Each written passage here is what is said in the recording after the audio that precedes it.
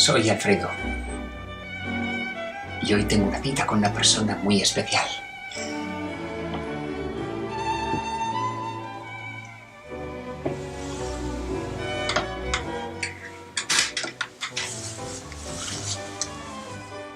Hola, mi nombre es Alfonso Rivera y soy el creador de El efecto mariposa, una comedia sobre la teoría del caos.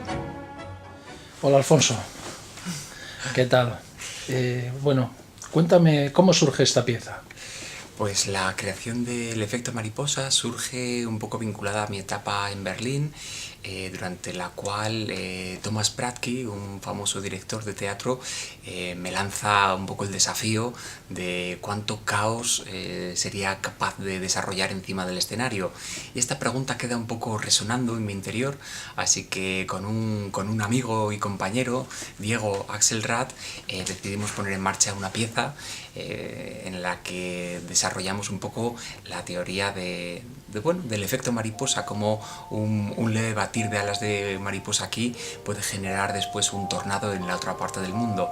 Y lo primero que me viene a la mente un poco es una historia de enredo en la cual unos personajes se desencuentran, el hecho de salir de casa 2 minutos más tarde o de llegar a un sitio en el que se te ha olvidado algo y tienes que marcharte, esa pequeña diferencia en el tiempo puede generar una gran catástrofe, a lo mejor dentro de la historia.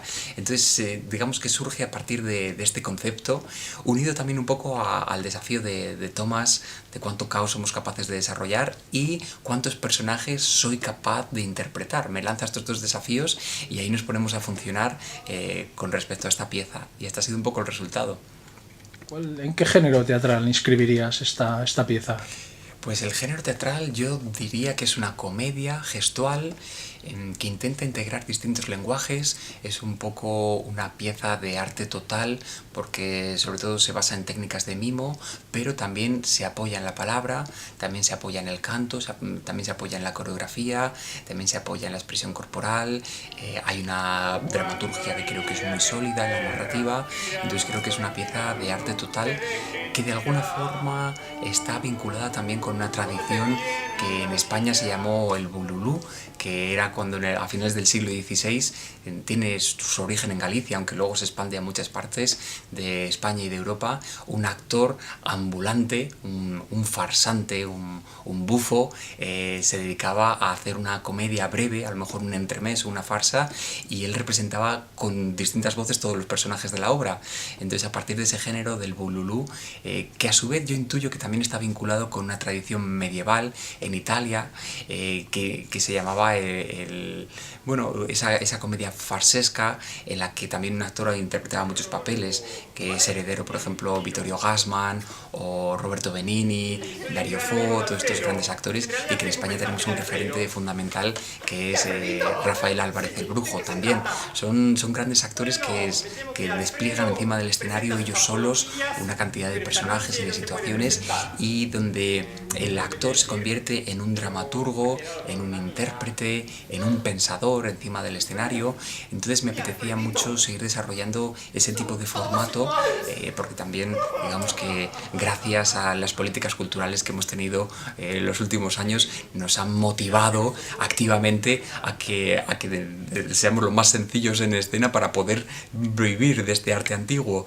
Entonces, pues gracias a esta motivación tan directa, he tenido también que desarrollar una pieza en solitario. Bueno, Alfonso, ¿y qué técnicas has utilizado en esta nueva obra?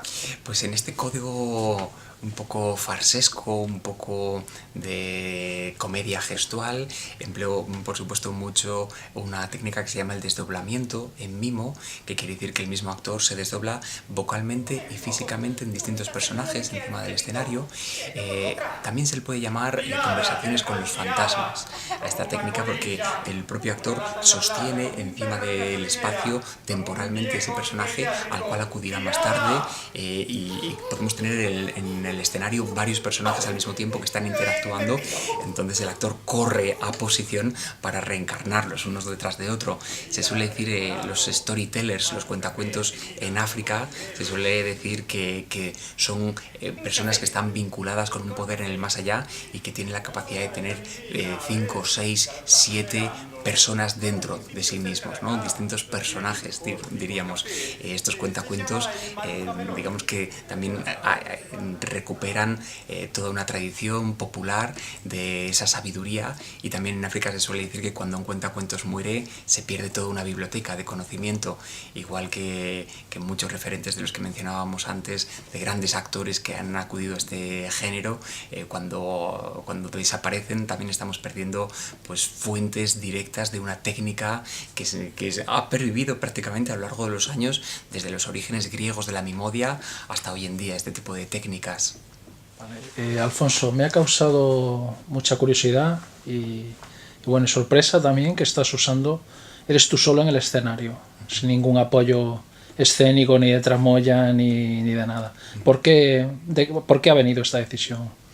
La idea de trabajar en un espacio vacío es una idea un tanto romántica, un tanto conceptual, ya que el hecho de no tener nada en el espacio más que una caja negra y un actor permite al espectador que su imaginación viaje a través de distintos contextos, de distintos personajes, y nos permite sobre todo descontextualizar esa imaginación para que pueda viajar y nos permita la transformación del actor, que no solamente se va a transformar en varios personajes, sino también incluso en elementos, puede transformarse en personajes o en materias, en animales, cambios de localización, de escenario, etcétera, etcétera, a partir del uso del cuerpo fundamentalmente.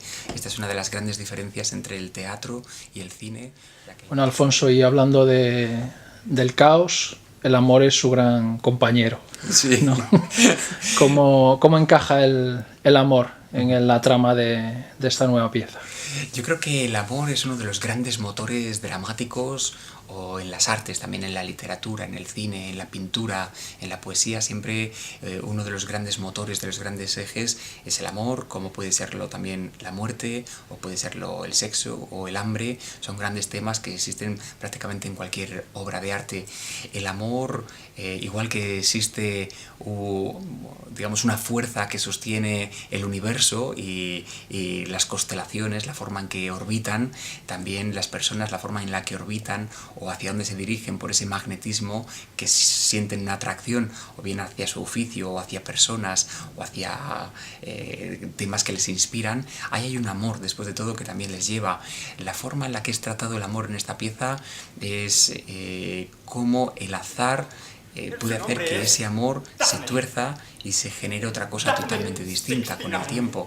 Este es un poco el presupuesto que tiene la teoría del caos, como un pequeño cambio a la larga no genera un pequeño cambio también a más distancia, sino que genera un gran cambio finalmente, es lo resultante. Entonces, dentro de una comedia de enredo como es esta, lo que sucede es que un pequeño traspiés en el tiempo puede generar después que las cosas sean totalmente caóticas y muy diferentes, aunque para establecer el caos en escena siempre hace falta primero establecer un patrón, y el patrón tiene que ser muy, muy organizado para después introducir ese caos.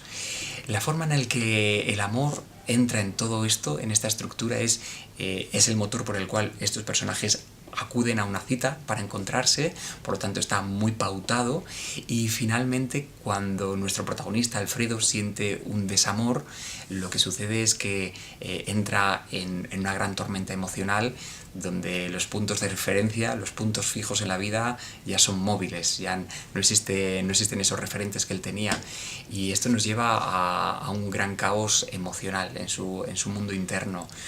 Aquí es donde encontramos que este gran tema de qué sucede durante una ruptura emocional, que creo que todos lo hemos vivido, nos hace tener una vivencia muy profunda. Uno se confronta con estas voces que llevamos dentro de nosotros, que nos dicen muchos mensajes, muchas veces contradictorios, de ¿y dónde estará ella? ¿Y por qué se ha ido? ¿Y con quién está? ¿Y yo no era suficientemente bueno? ¿O por qué ha surgido esto? ¿He hecho algo mal? ¿He cometido algún error? ¿O es que tenía que ser así porque no era para mí esta persona? Y todas estas voces hacen que la conciencia a veces se sienta aturullada, agobiada, y ahí ese punto es un punto también muy creativo, porque no sabemos lo que va a pasar después, y este es un poco el meollo de esta obra. Bueno, Alfonso, y ahora vamos del amor que hemos hablado al humor, que también está muy presente en la obra.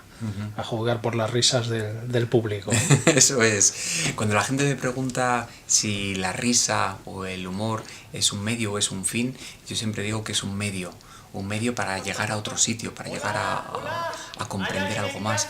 De alguna forma el sentido del humor nos conecta con algo nuestro que vemos identificado en esa situación y que nos hace comprender qué cosas nos pasan y cómo las afrontamos. Si yo intentase levitar y moviese los brazos muy fuerte, claro, me encontraría con que no logro hacerlo, no logro volar como un pájaro, pero ante esta situación tengo que reírme, ¿no? Si algún día logro levitar, a lo mejor los demás se reirían de mí al no comprenderlo o al decir que, bueno, que soy un loco, pero cuando uno intenta algo con toda su seriedad, con toda su entereza y fracasa en ello, hay un mecanismo muy antiguo que nos hace identificarnos con esta situación y que nos hace reírnos, ¿no? Algún pensador, ahora mismo no recuerdo si fue William Blake, decía que los animales no ríen y que los ángeles tampoco ríen y que solamente es el ser humano en su capacidad o en su situación de transformación entre uno y otro, en una vía evolutiva entre un animal y algo superior, algo más divino, que tiene la capacidad de reflexionar sobre sí mismo y reírse de su condición. A mí me parece un concepto muy bonito porque la risa es algo que purifica, que sana una situación. Entonces, en esta historia que tiene que ver también con una ruptura emocional, con un sentimiento totalmente de sufrimiento, tal vez, meter el humor nos sana esta situación. Quiero decir que no es una historia real la que estamos contando, es una ficción, pero es una historia absolutamente cierta. Alfonso, ahora centrándonos un poquito, alejándonos un poquito de la pieza, ¿no? Y más en tu faceta profesional, ¿cuál crees que es la tarea de un actor hoy en la sociedad? Yo creo que la tarea del arte hoy en día está muy vinculada con hacer más humana la sociedad. Una sociedad que a veces se ha vuelto frívola, consumista, excesivamente competitiva. Necesitamos un espacio de encuentro donde los seres humanos se vean reflejados y puedan reflexionar un poco. Esto nos lleva también a los cuentacuentos antiguos que generaban ese espacio donde se congregaba toda la comunidad a su alrededor y podían hablar de los grandes temas. Lo que sucede ahí es que se apela de nuevo a una historia. Y al contar una historia también estamos acudiendo a una belleza, la belleza de la narración o la belleza estética que se puede desarrollar encima de un escenario, ya sea por la música, ya sea corporalmente, ya sea por la belleza del recitado. Hay un deleite del espectador también. Entonces hay una necesidad de belleza. Obviamente lo bello, lo bonito es necesario en nosotros como ser humano. La belleza puede estar fuera y puede estar dentro también. Sin duda, cuando la belleza está dentro, necesitamos encontrar los medios para sacarla fuera. Esos medios son técnicas expresivas o técnicas artísticas, pero también se necesita que el espectador genere un espacio dentro de sí mismo para acoger esa belleza. Entonces exige, digamos que una altura de conciencia tanto en el artista como en el espectador para que ese espacio de encuentro empaste entre ambos. Me encantaría seguir charlando con ustedes, pero tengo una cita con una persona muy especial y no me gustaría llegar tarde.